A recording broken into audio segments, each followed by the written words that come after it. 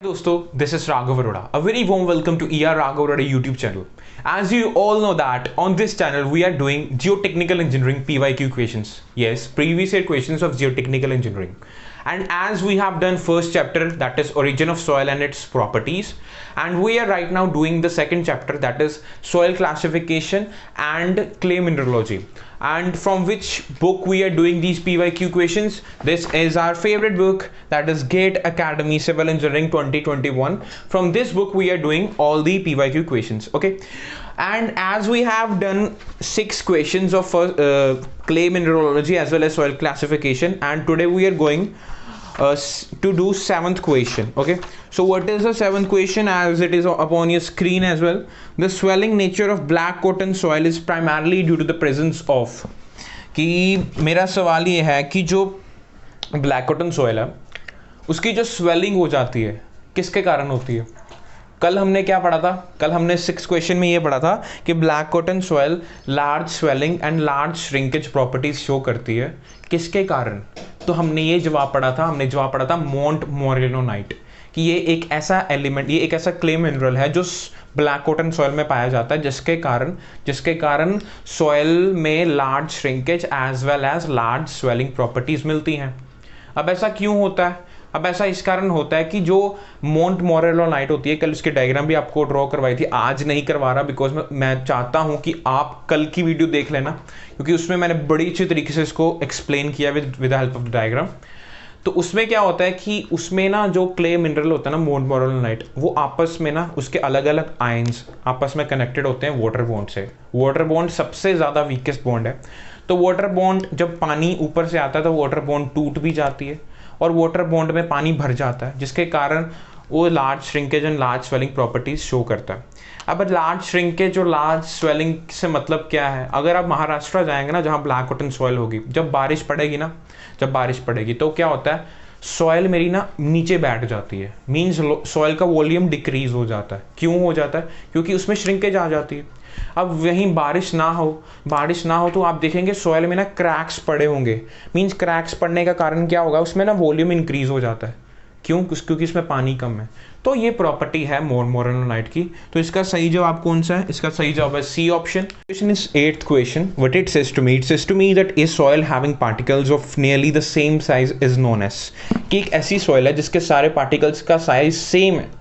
उस सॉइल को क्या कहूँगा? उस सॉइल को मैं क्या वेल ग्रेडेड कहूँगा, क्या यूनिफॉर्मली ग्रेडेड कहूँगा, क्या पोरली ग्रेडेड कहूँगा, या क्या गैप ग्रेडेड कहूँगा? हर एक सॉइल को ना मैं बड़ी अच्छी तरीके से आपको बताता हूँ कि ये आगे भी आपके काम आने वाला है कि ये वेल ग्रेडेड क्या होता है, गैप ग्रेडेड क्या होता है। सबसे पहले well graded soil. Well graded soil कौन सी होती है? वेल ग्रेडेड सॉइल होती है जिसमें ना हर साइज का पार्टिकल्स है, हर साइज का पार्टिकल होने के कारण क्या होता है, जैसे आपने सीमेंट कंक्रीट का स्ट्रक्चर देखा होगा। कंक्रीट में क्या होता है? सबसे पहले कोर्स एग्रीगेट होता है, ठीक है, कोर्स एग्रीगेट में, कंक्रीट में कोर्स एग्रीगेट समझते हो ना, जिसको हम रोड़ा पत्थर कह देते हैं। फिर उसमें हम क्या डालते हैं? उसमें सैंड डालते हैं। तो जो कोर्स एग्रीगेट के जो वॉइड्स होते हैं ना, वो सैंड भर देती है, ठीक है। फिर हम डालते हैं सीमेंट, जो सैंड के वॉइड्स होते हैं वो सीमेंट भर देती है, जो सैंड के वॉइड्स है वो सीमेंट भर देती है। फिर हम डालते हैं, आखिरकार में हम क्या डालते हैं? आखिरकार में हम डालते हैं पानी, और जो सीमेंट के वॉइड्स होते हैं ना वो पानी भर देता है। इससे में क्या होता है? इससे मेरा जो कंक्रीट होता है वो एक कॉम्पैक्ट मटेरियल बन जाता है, उसकी स्ट्रेंथ काफ़ी ज़्यादा आ जाती है। सिमिलरली जो मेरी वेल ग्रेडेड सॉइल है ना, जो बड़े बड़े पार्टिकल्स हैं उनके वॉइड छोटे भर देंगे, छोटे के और छोटे भर देंगे, मीन्स इसमें वॉइड्स काफ़ी कम है, काफ़ी ज़्यादा कम है, जिसके कारण ये सॉइल काफ़ी कॉम्पैक्टेड है। तो इसी कारण इसको वेल ग्रेडेड कहता हूँ, इसके कारण इसको ना वेल ग्रेडेड कहता हूँ। ये काफ़ी अच्छी सॉइल है, ओके। तो आगे ये एक तो होगी वेल ग्रेडेड। तो मेरा क्वेश्चन था कि सॉइल हैविंग पार्टिकल्स ऑफ सारे सेम साइज है, इस वेल ग्रेडेड में तो सेम साइज नहीं है, मींस ये मेरा ऑप्शन एलिमिनेट हो गया। सेकंड मेरा ऑप्शन आता है यूनिफॉर्मली ग्रेडेड क्या होता है? ये मेरा आखिरकार जवाब है। यूनिफॉर्मली ग्रेडेड में पता क्या होता है? हर पार्टिकल का साइज सेम है, सारे सेम साइज के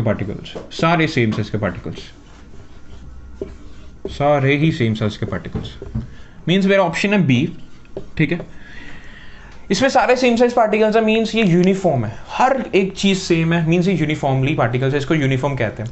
इसमें ना वर्ड्स काफ़ी ज़्यादा होते हैं, ये ज़रूर याद रखना, सबसे ज़्यादा वर्ड्स किसमें होते हैं, यूनिफॉर्मली क्रेडिट सॉइल में, मीन्स ये सॉइल को अच्छा नहीं माना जाता। Next question is 2.9 question, that what it says to me, the equation of the a line in the plasticity chart is, कि जो मैंने प्लास्टिसिटी चार्ट के आपके सामने जो डायग्राम नजर आ रही है उसमें ए लाइन है ना, जो ए लाइन, उसकी इक्वेशन क्या है। ए लाइन करती क्या है, ये करती है इनऑर्गेनिक सॉइल और ऑर्गेनिक सॉइल को ना अलग कर देती है। ए लाइन का क्या बेसिक फंक्शन है, ए लाइन करती है कि जो इनऑर्गेनिक सॉइल है और ऑर्गेनिक सॉइल है उसको अलग कर देती है। तो उसकी इक्वेशन जो है ना वो तो वैसे आपको याद ही रखनी पड़ेगी। ए लाइन की जो इक्वेशन है ना, ए लाइन की वो इक्वेशन मुझे कहती है 0.73 ब्रैकेट WL माइनस 20। WL क्या है, WL है लिक्विड लिमिट। ओके, ये इक्वेशन आपको याद रखनी है, तो इक्वेशन क्या है 0.73 WL माइनस 20, ये आपसे पूछ भी लेते हैं तो ये आपको याद होनी चाहिए। So next question is 2.10 question. The particle size distribution curves are extremely useful for the classification of fine grained soils, coarse grained soils, both coarse grained and fine grained soils. Last is silts and clays. Okay. You must have seen particle size distribution curve. Actually, it is between the sieve size and percentage finer. Okay.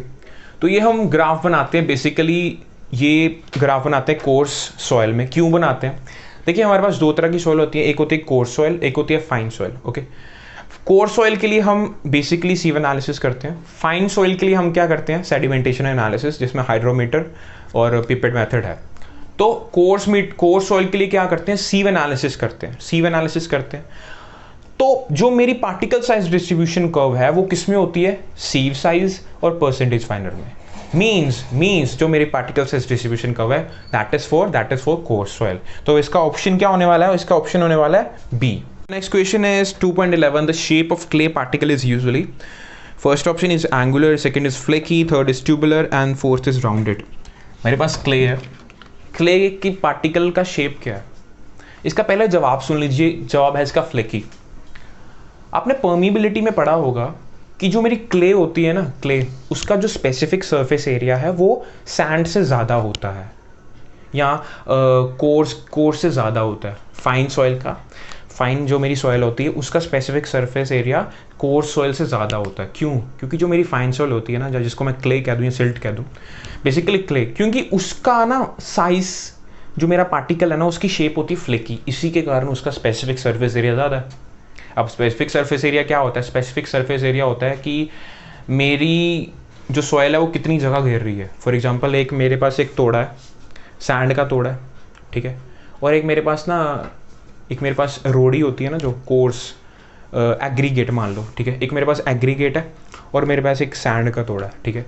Aggregate को मैंने बिछा दिया पूरी ज़मीन पे और दूसरी ज़मीन पे ना मैंने ना सैंड को बिछा दिया। अब आप देखना कौन ज़्यादा जगह घेर रहा है, ज़्यादा जगह घेरेगी sand.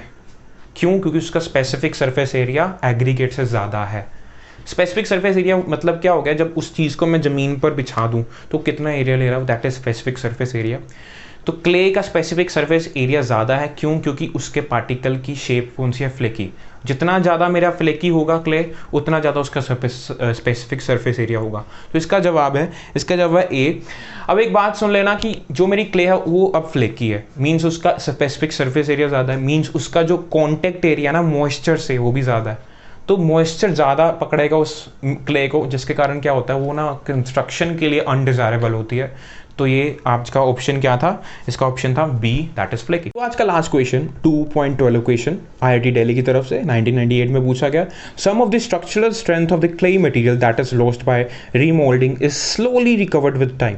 This property of soils to undergo an isothermal gel to sol to gel transformation upon agitation and subsequent rest is termed isotropy, thixotropy, anisotropy, allotropy।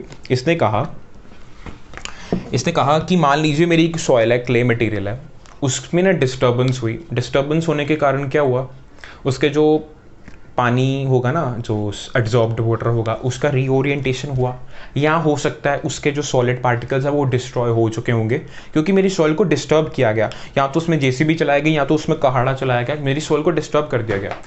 इसमें लिखा है कि इसके डिस्टर्ब होने के कारण मीन्स रीमोल्डिंग के कारण मेरी कुछ स्ट्रक्चरल स्ट्रेंथ ना लॉस हो गई, स्ट्रक्चरल स्ट्रेंथ लॉस हो गई।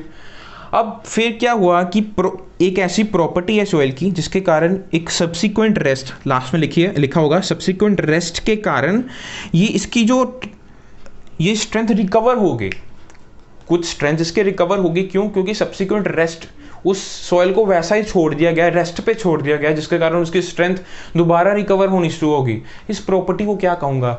4 ऑप्शन है, आइसोट्रॉपी, एनिसोट्रॉपी, थिक्सोट्रॉपी, एलोट्रॉपी। तो ये आपने पढ़ा होगा, इसको कहते हैं थिक्सोट्रॉपी। थिक्सोट्रॉपी क्या है? जब सॉइल की स्ट्रेंथ लूज हो चुकी है डिस्टर्बेंस के कारण, उस सॉइल को वैसा ही छोड़ दो कुछ समय के लिए। कुछ समय के लिए एक बाद में क्या होगा, जब दोबारा उसकी स्ट्रेंथ चेक करेंगे तो उसकी स्ट्रेंथ रीगेन हो चुकी होगी। कुछ पार्ट जो था एब्जॉर्ब्ड वाटर के रीओरिएंटेशन के कारण, वो पार्ट अब वापस आ चुका होगा, और जो सॉलिड पार्टिकल्स में डिस्ट्रॉय हो चुके हैं उसका तो एनर्जी वाला पार्ट वापस नहीं आ सकता, बट हाँ वो स्ट्रेंथ वापस आ जाएगी जो पानी के कारण थी। तो इसका जवाब है thixotropy, that is option C. So आज की वीडियो आपकी काफ़ी अच्छी लगी होगी, मैं होप करता हूँ आपने पिछली वीडियोस भी देखी होंगी, इसका लिंक भी दे रहा हूँ। और अगर आप चाहते हैं मैं ऐसी ही वीडियोस आगे बनाता रहूँ तो लाइक कीजिए, सब्सक्राइब भी कर लेना और कमेंट कर लेना। Thank you very much.